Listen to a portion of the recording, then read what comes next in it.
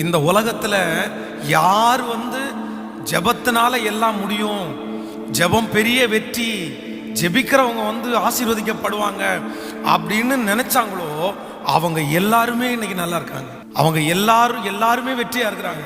நீங்கள் மோகன் சிலாசரஸ் ஐயாவை பாருங்க. ஜெபகோபுரம் கட்டப்பட்டிருக்கிற அந்த இடம் அவர் ஃபர்ஸ்ட் ஊழியம் செய்யும் போது அது ரொம்ப அவுட்டரான இடம். அந்த இடத்துக்கு யாருமே வரமாட்டாங்க. அது ஒரு பெரிய காடு. ஆனா இன்னைக்கு அங்கேயே ரயில்வே ஸ்டேஷன், அங்கேயே பஸ் ஸ்டாப், நிறைய பஸ்ஸினுடைய போர்டை இயேசு விடுவிக்கிறான்னு போட்டு தான் ஓடுது. என்ன அப்படின்னா அவர் ஒன்னே ஒன்று சொல்லுவாரு, ஜெபத்தினுடைய மேன்மை என்னன்னு தெரிஞ்சதுனால இன்னைக்கு உலகத்துல இருக்கிற ஆயிரக்கணக்கான பேரை அவர் அங்க வர சொல்லி அங்க சாப்பாடு கொடுத்து ஜெபிக்க மட்டும் சொல்றாரு. அவங்களுடைய ஊழியத்தினுடைய வெற்றியினுடைய ரகசியமே ஜெபம் தான். இன்னைக்கும் அதை ஃபாலோ பண்றாங்க. அதனால உங்களுடைய வாழ்க்கையிலே இனி உங்களுக்கு வெற்றி மேல வெற்றி வரணும்னா நீங்க இப்ப ஜெபம் பண்ணா தான் அந்த வெற்றி உங்களை தேடி வரும்.